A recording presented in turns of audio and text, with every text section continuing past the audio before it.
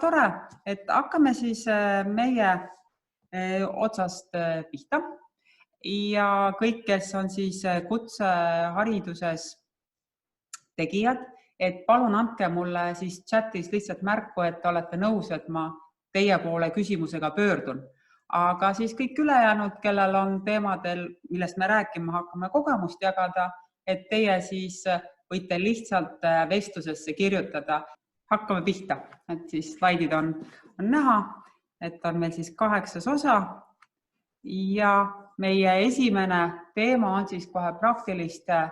tööjuhised. Üldse räägime täna 3 teemast. Alustame praktiliste tööde tööjuhistest, liigume praktiliste tööde läbiviimise ja hindamise juurde ja lõpetame siis praktilise töö ümbermõtestamisega. Et enne kui ma nüüd lähen sellise esimese arutelu teema üle, et alustaksin Meidi sinu kui kutseõppe lektori käest küsimisega, miks need praktilised tööde tööjuhised on nii oluline, et me panime selle kohe üheks põhiteemaks? Mis siis nii erilist on kutseõppes ja miks see tööjuhis nüüd nii oluline? Et siin on mitmeid aspekte. Üks asi on see, et õppijad on erineva kiirusega ja praktilise töö alguses õpetaja ju kirjeldab ära, mis on need tegevused, mida antud praktilise töö juures sooritatakse, aga kõik see, mida kirjeldatakse, ei pruugi ju õppijale meelde jääda ja siis ta hakkab iga hetk minema õpetaja juurde tagasi. Ja teisest küljest, kui me räägime distantsõppe puhul, ei ole ju mõeldav, et võib-olla sõltub see praktilise töö mahukusest ja ajakulust, et õpetaja oleks siis alati õpilasele saadav, et siis on see praktiline tööjuhis üks parimaid viise, et õpilane saab ise järge pidada, et mida ta järgmiseks peab tegema. Ja mida selgemalt, sõltub nüüd, kui detailselt me peame selle juhise üles kirjutama, sõltub ju meie õppijate tasemest, kas nad on esimesel kursusel, millised on nende eelnevad oskused ja teadmised ja ka erialaterminid, et lähtuvalt sellest siis sõltub, kui detailselt me peame selle tööjuhise üles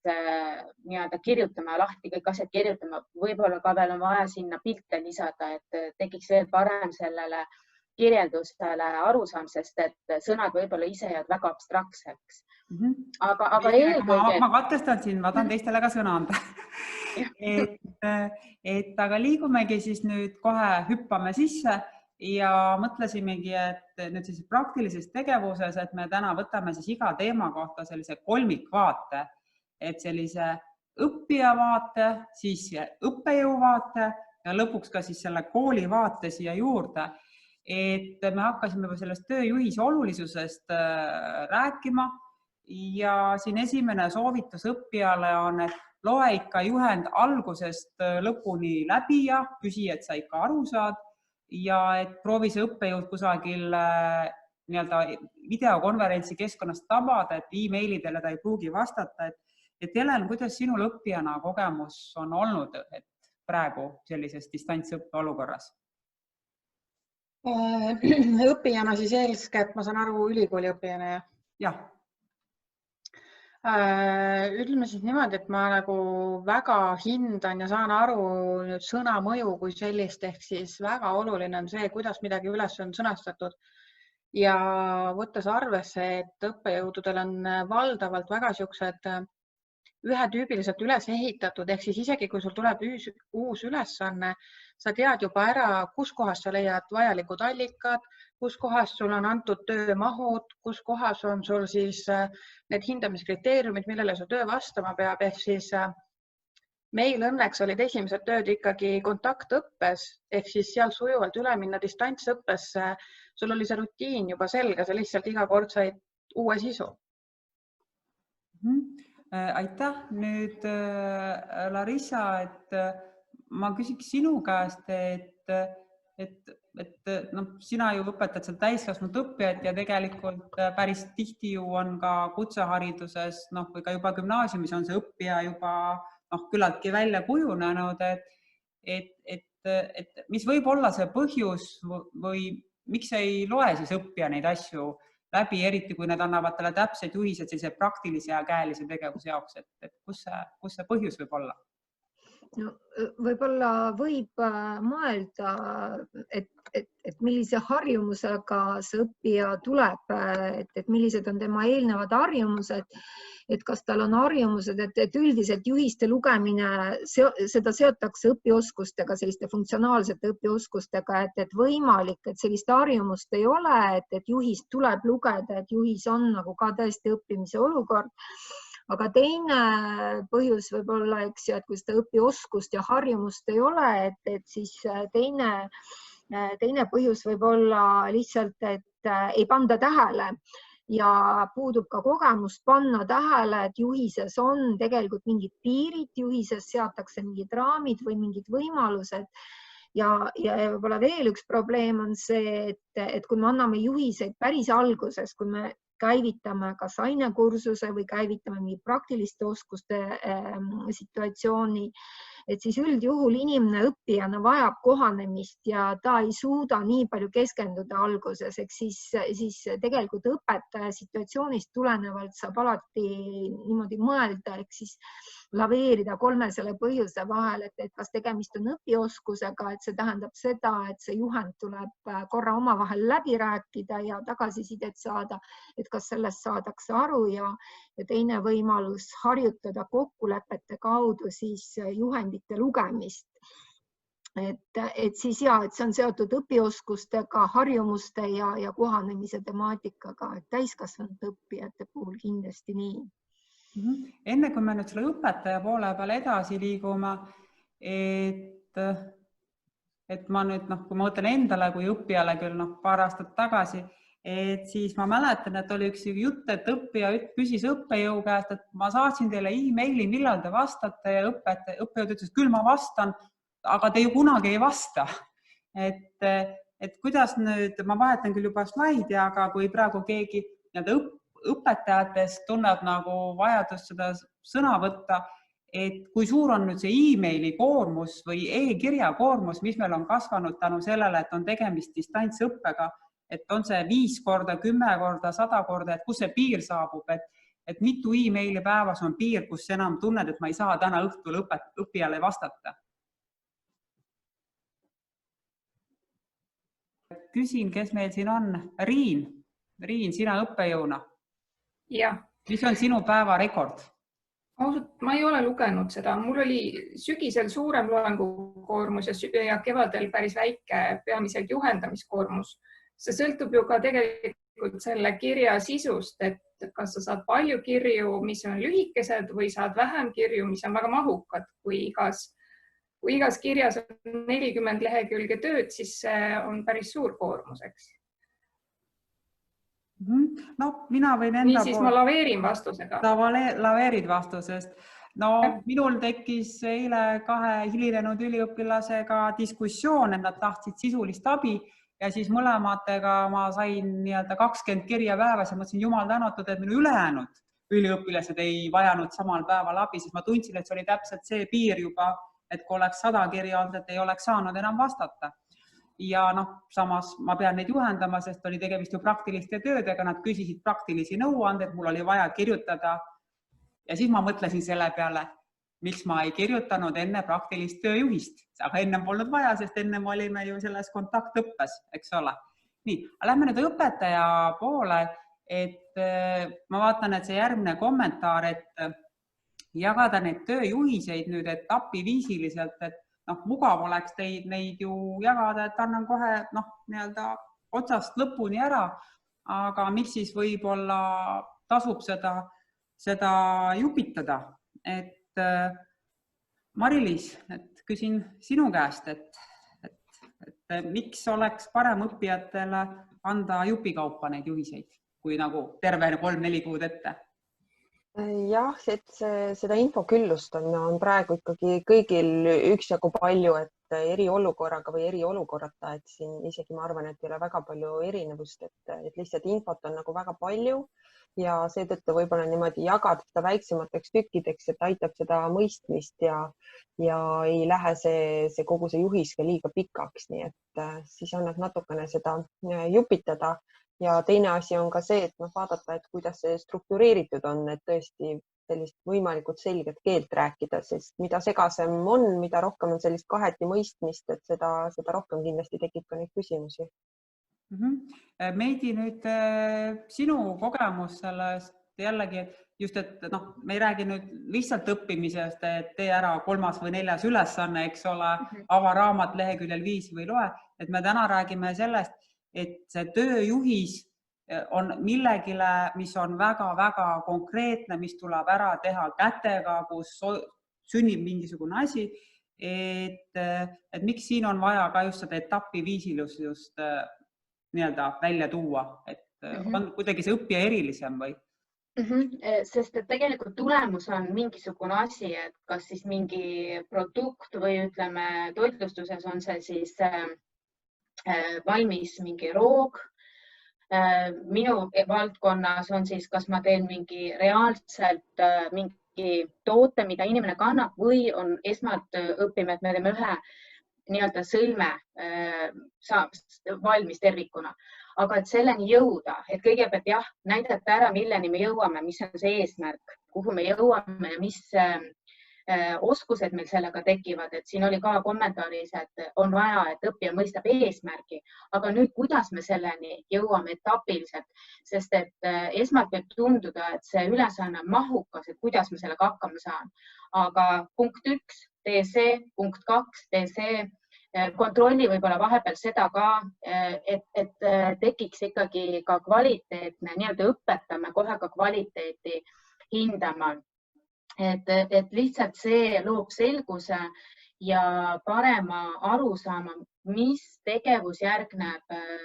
teisele, et me saaksime selle nii-öelda tulemuse. Kui panna kõik jorusse, siis ei saa õpilane aru, mis ta peab esmalt ära tegema, enne kui ta läheb järgmise tegevuseni. Et selline põhiliselt õppimise printsiibid lihtsamalt keerulisemale, selline süstemaatilisus, loogilisus, et need aspektid on siis selle aluseks, et tekitada seda arusaama ja toetada siis selle oskuse kujunemist. Ma vaatan, et siin chatis on tekkinud väiksne diskussioon, et Mari-Liis, sina arvad, et kursuse programmis on kõik olemas, aga ülikoolis võib-olla üldteemal ongi, aga Tiia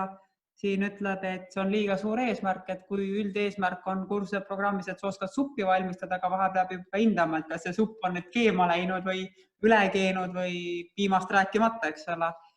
Ja ma arvan, et siin ongi see oluline, et meil on need õppijad on ka erinevad, et ma näen ka, et nende kursuste lõikes on need, kes tahavad näha, mis on see kaugem ja mis on see tervik ja siis on need, keda tegelikult võib-olla see tervik esialgu nii palju ei köida, vaid ta tahabki teada, mis on see, mis ma pean nagu homseks tegema ära ja mis on see, mis mul nii-öelda lähitulevikus on vaja teha, aga et just see kursuse programm, et see on see, mis on, kuhu on võimalik vaadata, aga ma ikkagi nagu usun seda etapiviisilist, et oleks selged juhised, et õppejõul nagu nii või õpetajal endal nii ehk naa peab olema see tervikpilt kuskil nagu fikseeritud. No siin on nüüd, ma vaatan, et on ka mõnikord mure või ka nüüd praktilised vestlused kutsekoolides õpetajatega on olnud see, et on olnud ka nüüd see segadus võib-olla õppija poolt või et õpetaja ole öelnud, et kuhu esitada, sest ju varem me esitasime väga palju asju klassis, laboratooriumis, õppekohas, töökojas, ja nüüd on kuidagi, tuleb midagi kusagile esitada, et liigume edasi sujuvalt sellele kooli vaatele ja et mulle praegu tundub, et ka vist kutsekoolid või sellised praktilisema hariduse andjad ei olnud väga nüüd selleks valmis, et siis tekiksid need infosüsteemid, et sellel õppijal oleks kergem ja õpetajal oleks kergem tuge saada, et iga õppija või iga õpetaja võttis selle, mis parasjagu kätte saada oli, et kes sellel teemal tahab oma kogemust jagada, et kas see ise nüüd selle keskkonna otsimine oli kerge või siis on ka keegi, kes praegu ütles, et kohe kool kandis mulle nüüd kandikul kätte, et nüüd lähme üle sellisele õppeinfosüsteemile, kus on väga lihtne esitada ülesandeid, kätte saada, juhiseid, hinnata, tagasisidet anda. Et kooliõpetajad. Karin Simso, kas teie tahate seda teemat kommenteerida? Tegelikult ega kool ei andnudki nagu päris sellist, ma olen küll tavaline kool, eks, et kool päris sellist ühtset nagu asja ette ei andnud, aga ja oligi see, et iga õpetaja nagu ikkagi ise leidis, aga mis minule nagu väga meeldis või ütleme, see puutub küll otseselt siia, et tegelikult ka õpetajad ise, kes vajasid näiteks kas või sedasama e-keskkonda, et missugust programmi ma kasutan oma videotundideks, et alguses ka näiteks, et me hakkasime kasutama Zoomi, siis see tundub nagu mõnele nii võõras, aga samas, kui tulid juba õpetajatele endale videokoosolekud, näiteks meil koolis Meet keskkonnas, siis see oli juba väga lihtne sealt edasi minna ka õpilaste juurde. Et mõnikord on vaja nagu õpetajale endale ka õpetada natuke midagi, et siis ta saab sealt lihtsamalt minna õpilasteni. Aitäh ja ma arvan, et see oli nüüd selline väike hea eelsoendus, et meil siis üldse selliste praktiliste tööde läbiviimiseks on vaja väga häid tööjuhiseid, see väga hea tööjuhis siis sünnib õpilase ja õpetaja ja ka kooli koostöös, sest distantsõppes me ei saa sellest infrastruktuuri toetusest üle ega ümber ja kui igaüks võtab lihtsalt oma lemmiku, et peab ju võtma ka selle õpilase vaate, et kas tal on siis lihtne 10 erinevat äppi installeerida, nende vahel laveerida ja rääkimata veel tööde esitamisest. Aga lähme selle väga põneva osa juurde, et nüüd see praktiliste tööde läbiviimine ja tagasisidestamine, mis varem toimus tööõpetuse klassis, tehnoloogia klassis, õppeklassis, praktiliselt koha peal, et mis nüüd sellest siis nagu saanud on. Ja Helen, et sina oled siin meil jälle õppija esindaja, et kuidas selle tagasiside saamise või tagasiside andmisega on, et kas sinul oli ka nüüd praegu olukorda, et õppejõud ütles, et tagasisidesta nüüd ennast ise? Ma ei teagi, õnneks või kahjuks ei ole sellises olukorras veel olnud, aga üldiselt tagasisidestamist õppejõudude poolt ma tahaks öelda, et suures pildis ei ole vahet, sest individuaalse tagasiside saavad kõik nii või naa vastavas keskkonnas või siis konkreetselt oma tööle kas siis e-mailiga või mõnel muul moel. Aga mis on nagu puudu jäänud, vähemaks jäänud, on niisugune üldine tagasiside kogu grupile. Sest et sellel hetkel, kui tuleb jälle uus videoloeng, videokoosolek kogu grupiga, siis minnakse pigem nagu uue teemaga edasi ja niisugust nagu üldist hinnangut grupi siis õppevõimele on, aga on vähem, kui seda on kontakttundides. Sest kontakttunniga venitati teinekord natuke üle aja, aga nendel videotundidel püütakse üsna kellaaegadest ka kinni pidada. Nii, aga Larissa, ma panen siin natuke ootamatusse olukorda, et küsiks nüüd seda, et kuidas saaks anda nüüd näiteks kokaks õppija siis seda, kuidas tema saaks tagasisidet? Et kuidas sina seda näiteks ette kujutaksid, et kuidas see nüüd võiks siis välja näha, et mul oli väga hea tööjuhis keeta kapsasupp või minu nali on, et kuidas teha rullbiskviiti, et see välja tuleks, et ja võt nüüd, kuidas me nüüd siis ütleme? Kuidas me ütleme distantsõppes, et oli see nüüd hea kapsasupp või oli see nüüd hea rullbiskviit? No tead, mina ei ole kindlasti kokanduse ekspert, aga et võib-olla lihtsalt sotsiaalpsühholoogiliselt võib-olla võiks mõelda niimoodi selle tagasiside peale, et tagasiside ei ole alati selline tagasiside, mis lähtub õpetajast. Et võib-olla siis ka enne seda leppida õppijatega kokku, et osa tagasisidest on õppijate enda tagasiside, ehk me usaldame neid, nende maitsemeeli, nende tehnilisi ja muid oskusi ja siis kombineerime seda tagasisidet ja anname siis hoopis tagasisidet sellele eneseanalüüsile, mis oleks siis osa sellest tagasisidest, ehk siis ehitame selle üles nagu õppija usaldusele ja võib-olla siin ongi hea anda mõni mudel ette, et mis annab õppijale selle tagasiside võimaluse ka teha, et kokanduse õpetaja on kindlasti ekspert ja oskab siin sõnastada, aga kui ma toon ühe näite, et näiteks peaks andma tagasiside mannavahule, mida ma oskan hästi teha, et siis ma ütleks, et ma suudaks anda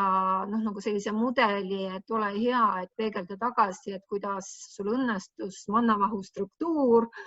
või selle vahuks löömine, ehk siis see kogu protsess, et kindlasti kombineeriks just nimelt sellises õppevormis kombineeriks eneseanalüüsi koos tagasisidega eneseanalüüsile.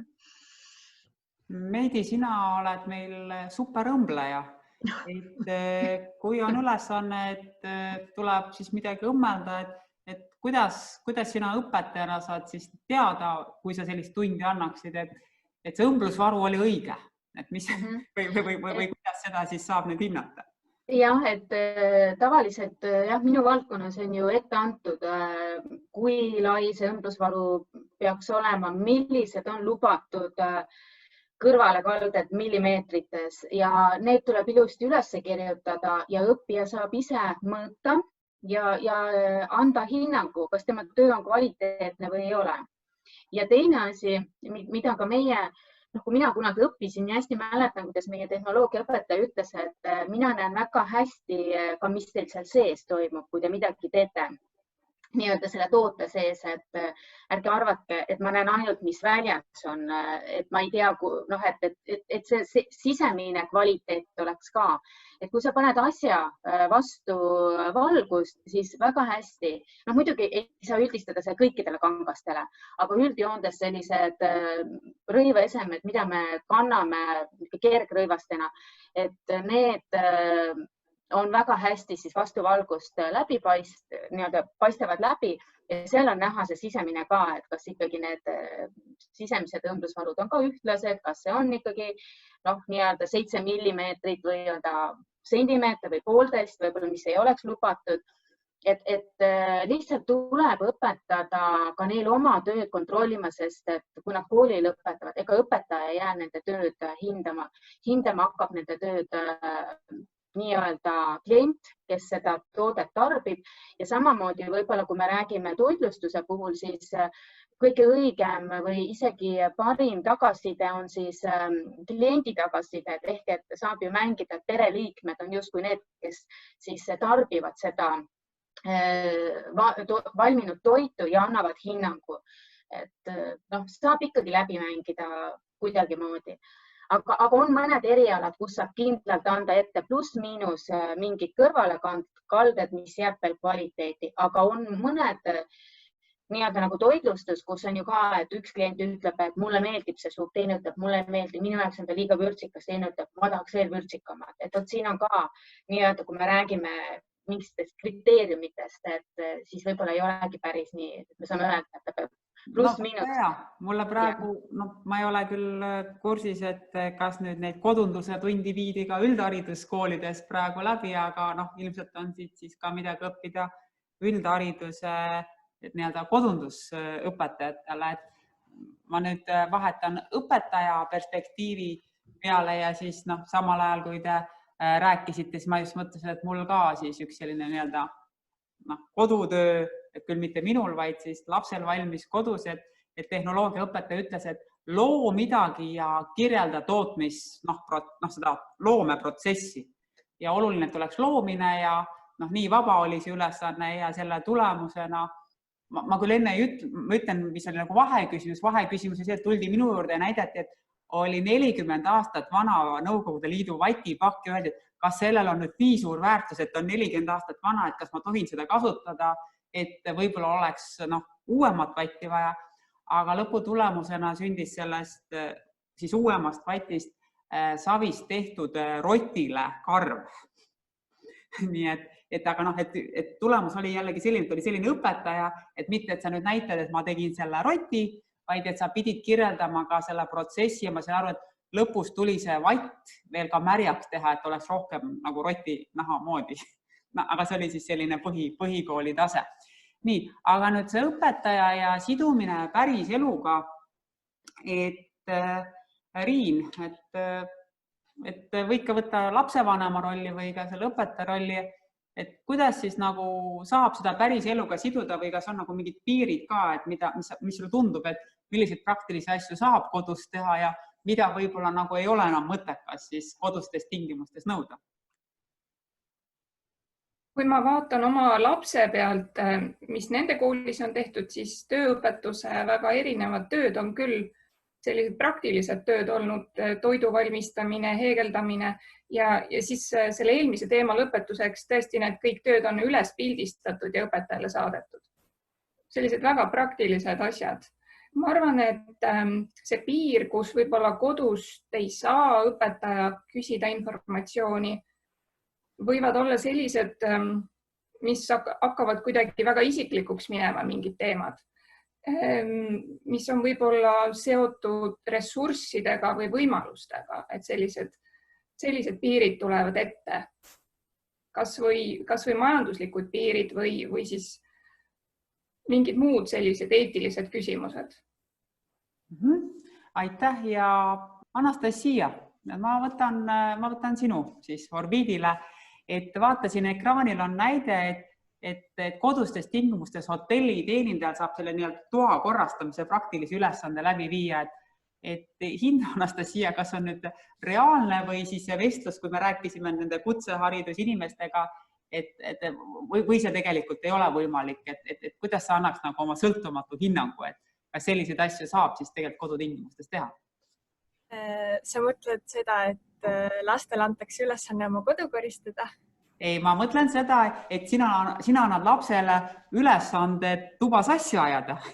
ja siis on inimene, kes õpib hotelli teenindajaks ja siis ta kujutab ette, et see on hotelli tuba ja ta saab tulla ja teha su toa korda. Et on sellised mängulised olukorrad võimalikud? Miks ka mitte? Igal juhul saab sellest väga kasulik kogemus, kasulik tegevus on ikkagi see lõpuks. No vot, võib-olla mina isegi ei taibanud varem mõtelda, aga et see päris eluga sidumine siis võikski olla ka see, et see võib olla kasulik, et ta ongi nagu päriselt kasulik, et see tuba saab ära koristatud, toit saab perele lõunaks valmis tehtud, ma ei tea, püksipõlved saavad ära remonditud, uus küünlajalg saab valmis voolitud, et jah, et see päris elu ongi siis see päris elu, mida me elame siis nendes kodudes, kus me siis oleme suunatud. Nii, aga nüüd need, kes siis praegu võib-olla seda koolivaadet tahavad kommenteerida rohkem, et kas me peaksime siis või kas me peaksime, kas siis kool peaks, et kui ta nõuab sellist praktilist tegevust, kus on seda toorainet vaja, et kas ta siis peaks seda tagama ja kuidas ta tegelikult üldse saaks siis selle tagada, et tegelikult ju mõtleme, et see võib ju päris kallis olla, et Mari-Liis, et kas selline tooraine andmine kooli vaatest, et on see siis väga-väga palju kallim või on tegelikult mingid muud aspektid ka, mida kaaluda? No siin kindlasti see sõltub natukene, et millega nüüd täpsemalt tegu on, aga võib-olla kui on niisugune kogemuste jagamine, siis on meil see kogemus, kus tegelikult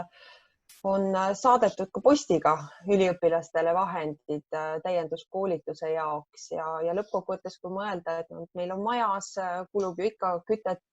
tualettpaberit, mille üle kogu aeg tehakse, siin ka räägitakse seepjohtralt praegusel ajal, eks ole,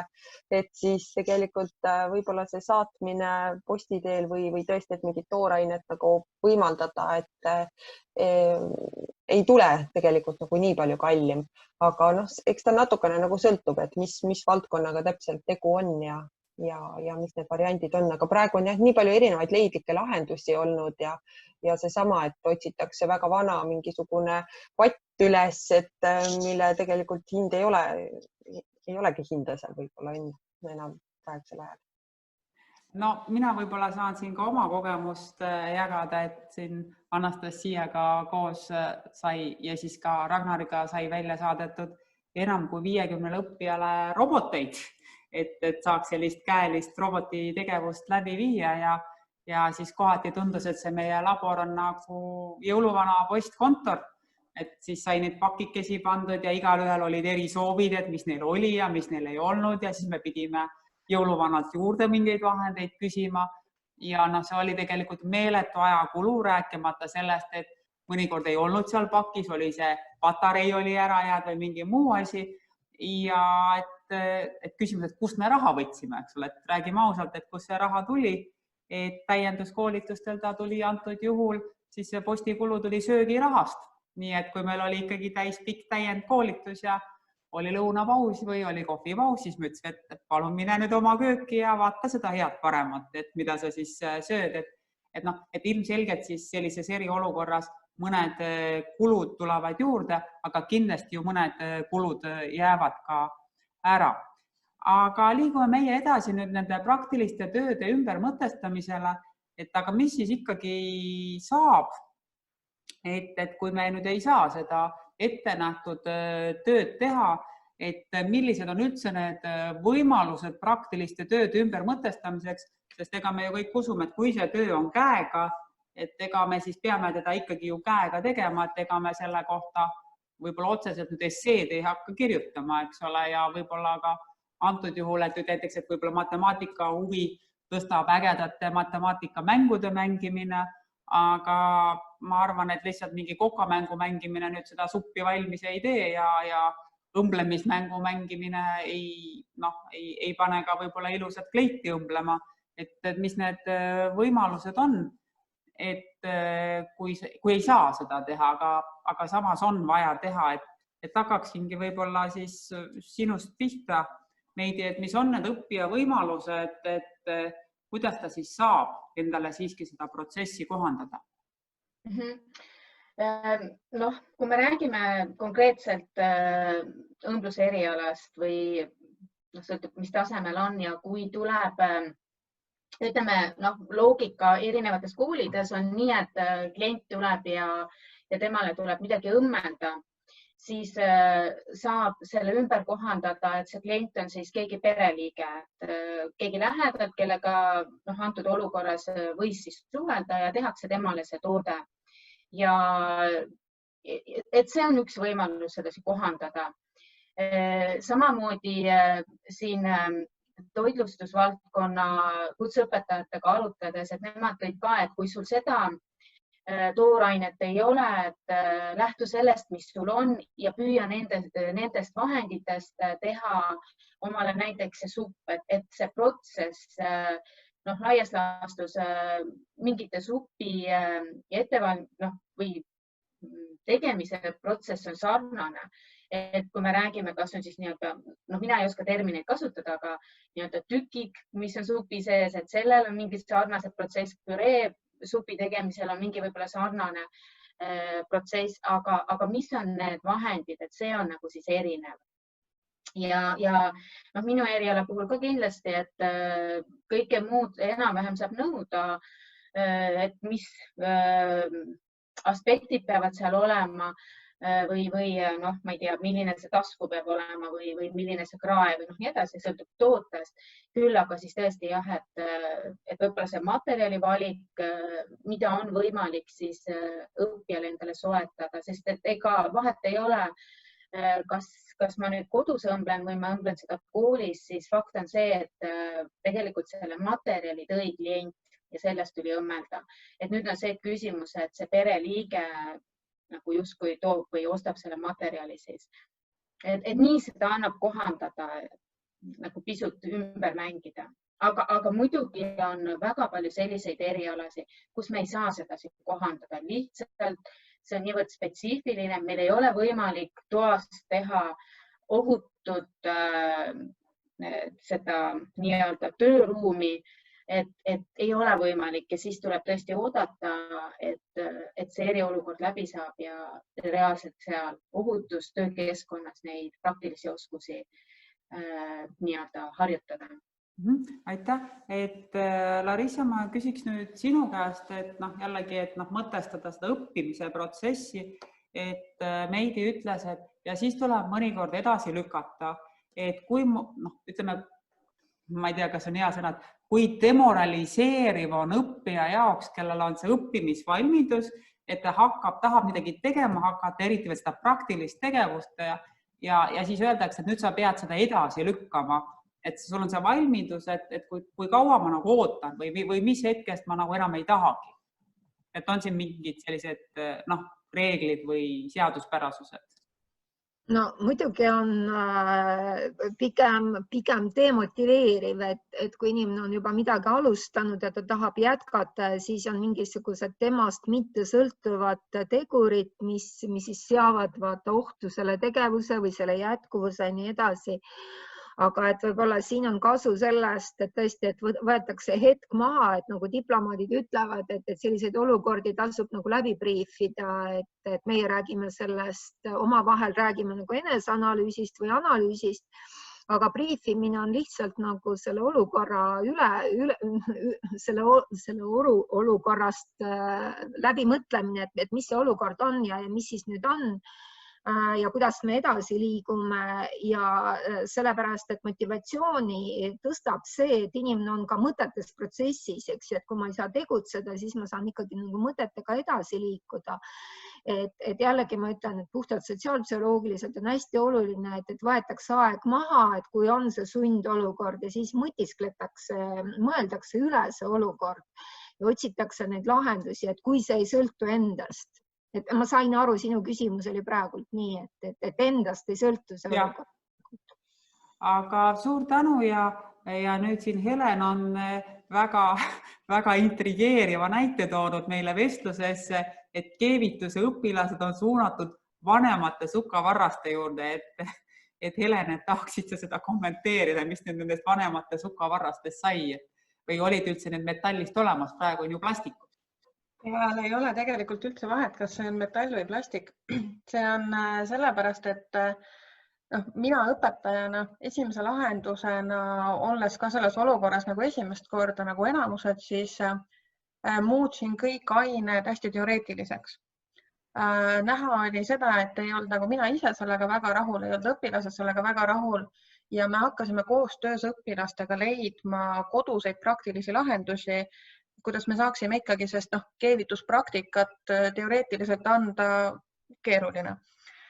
Ja kodustest lahendustest ja teema oligi meil parasjagu siis üks konkreetne keevitusprotsess, mis sõltub väga palju siis vasaku käe sünkroonliigutustest. Ja selle jaoks, et seda kodus harjutada, kui sul omal seda keevitusseadet kohal ei ole, siis sobib tegelikult niisugune tugevam traadijupp, mõni sukavarras, lihtsalt selle jaoks, et sa saaksid istuda ja harjutada seda käe liikumist selliselt, mida sa ei ole varem harjunud tegema.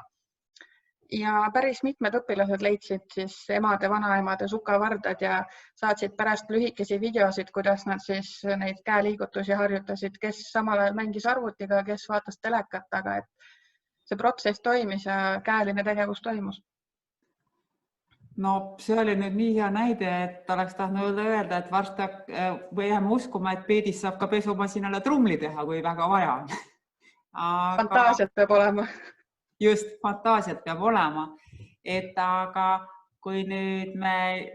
siit saamegi sujuvalt selle õpetaja poole liikuda, et siis tegelikult võib-olla seda õppijat ei saagi üksi nüüd selle olukorraga jätta, et võib-olla see tema oma fantaasia saab otsa, et siin oli nüüd see hea näide, et kus siis õpetaja suutis selle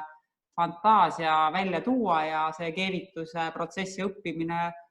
oli nagu omal kohal. Urmas, et kas sa oled mikrofoni vahepeal korda saanud? Kas me kuuleme sind? Tundub, et sa oled meil täna ilma mikrofonita, aga siis kirjuta võib-olla meile chati. Aga küsin siis, Riin, sinu käest, et kus on see õpetaja piir, et jällegi, et seda sarnase olukorra loomisel, et nagu me nägime, et üks on need sukavardad, aga ütleme siis teist pidi, et kui võib-olla on juba mingi väga selline ka siis mitte võib-olla nii ohtlik asi, et mis võiks olla need asjad, et kus veel see sarnasus on nagu võimaldatav või siis kuidagi hoopis teiste õppejõududega mingi kombinatsioon kokku panna. Riin, oled sa meil? Jaa, ma olen täitsa olemas ja mõtlen pingsalt ja sellist väga head ühte vastust ei turgatagi pähe. Aga mõelge teised ka, et kirjutage sinna vestlusesse, et nii-öelda see reaalne töö, ma toon võib-olla oma näite, et siis saate väikse hingetõmbe aega, ega ma siin Triin rahule ei jäta, et võib-olla saad välja mõelda, et ühesõnaga antud juhul, et kui minul oli siis üliõpilastega olukord, et osad olid välismaal ja ei olnud võimalik neile neid roboteid sinna anda, sest nad olid juba ära läinud. Et siis ma rühmade moodustamisel lähtusin sellest, et ma andsin, et selles praktilises töös oleks siis nagu kõikidel kasutatud sellised käepärased vahendid, mis on, ja ma ka enne siis seda nii-öelda tunni algust nädal aega saatsin neile ka nimekirja, et mis on nagu need alternatiivsed asjad, et kui sul ei ole robotit, võib-olla sul on mingi elektrooniline vidin, võib-olla on konstruktor, võib-olla ehitad ise midagi kokku.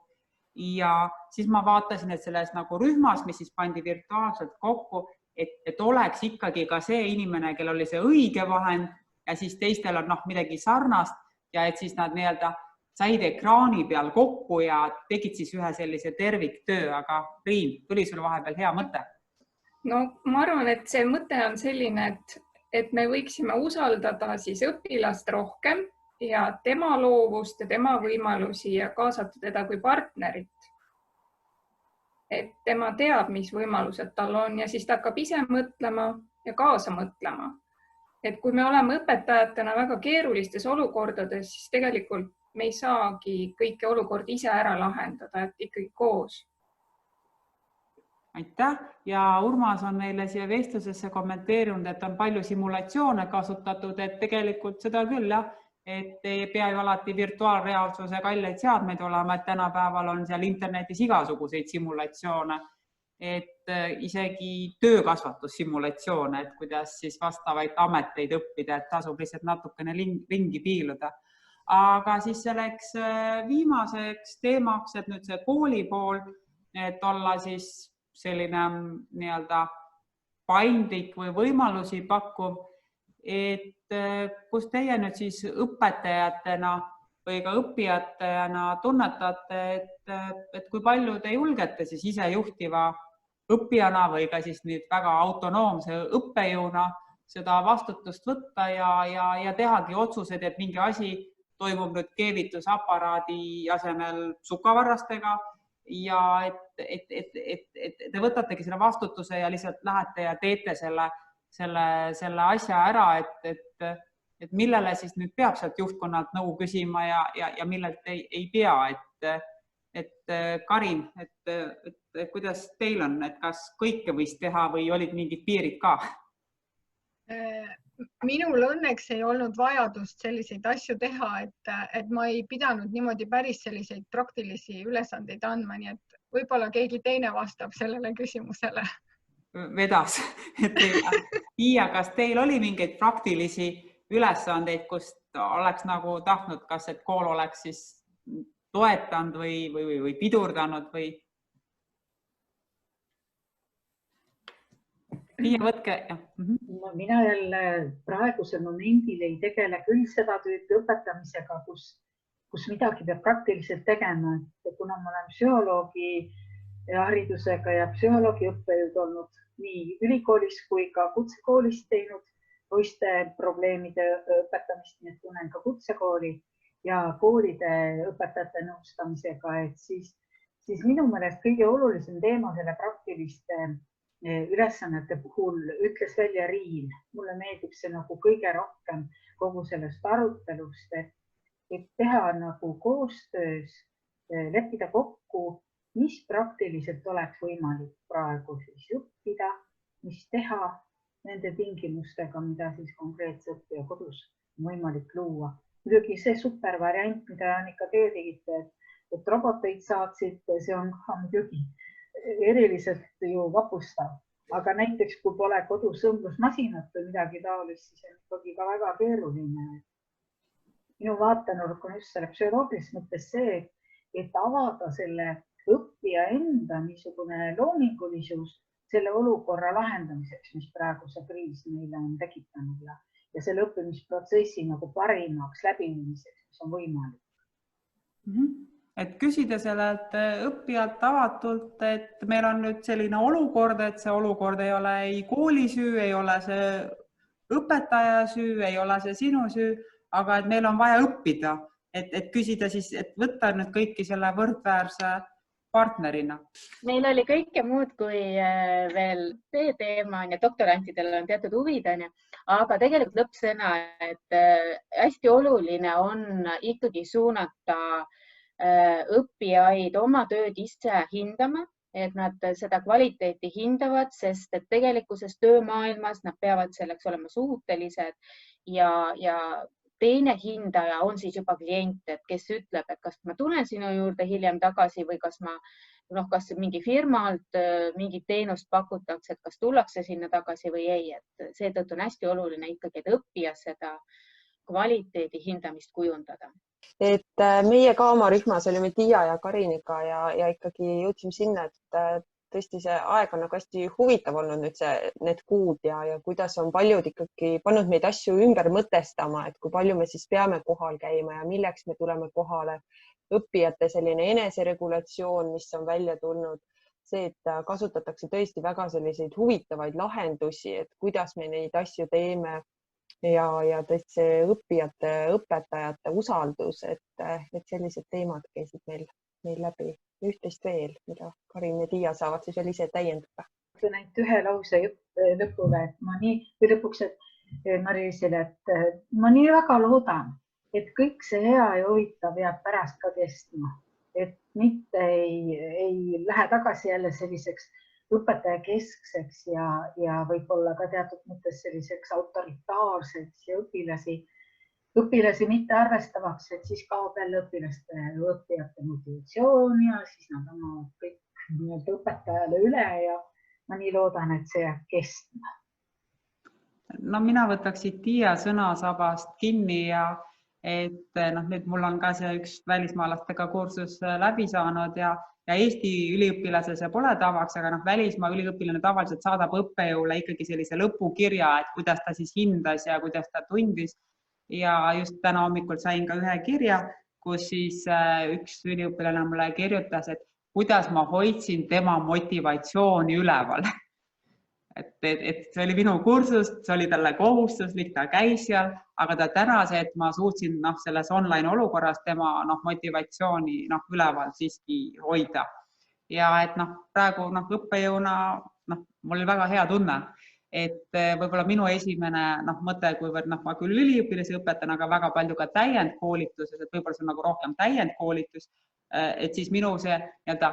alateadlik hirm oli võib-olla see, et kui me nüüd oleme ühes klassiruumis, ta ei lähe ära isegi, kui tal on võib-olla igav. Aga kui ta on selles virtuaalses klassiruumis, tal on nii lihtne ära minna. Tal ei ole seda sotsiaalset piirangut, kuidas ma tõusen püsti, et kui meil on täiendkoolituses ühe päeva jooksul 4-5 lektorit, et ta võib ära minna ja et ma peangi nagu Meidi ütles, et see kvaliteet on oluline, et mina teatud mõttes ütleks, et see õpeta, mida meie teeme õppejõududena klassiruumis, me teeme seda ka käed külge, et me käed külge loome nendest õppijatest, oma teadmistest, olukorrast ja õues olevast ilmast, mingi asja ja kui see kvaliteet ei meeldi, siis ta läheb distantsõppes lihtsalt ära, paneb kinni ja lahkub ja siis on minu kvaliteet halb. Meie väikeses grupis olime meie Larissaga rohkem kuulajad ja oli tõesti huvitav kuulata praktiku päris kogemust. Sellega siis lõpetamegi, et suur aitäh, et lõppkokkuvõttes ega me ei saa kogemust ikka muud moodi kui läbi praktika ja mõnikord tuleb sinna reha peale 2 korda astuda, loodetavasti mitte 3. korda, aga tuleb astuda, muidu ei saa aru, kui valus see on. Et meie kohtume siis jälle järgmisel kolmapäeval ja siis ilusat päris ellu minekut järgmise korrani.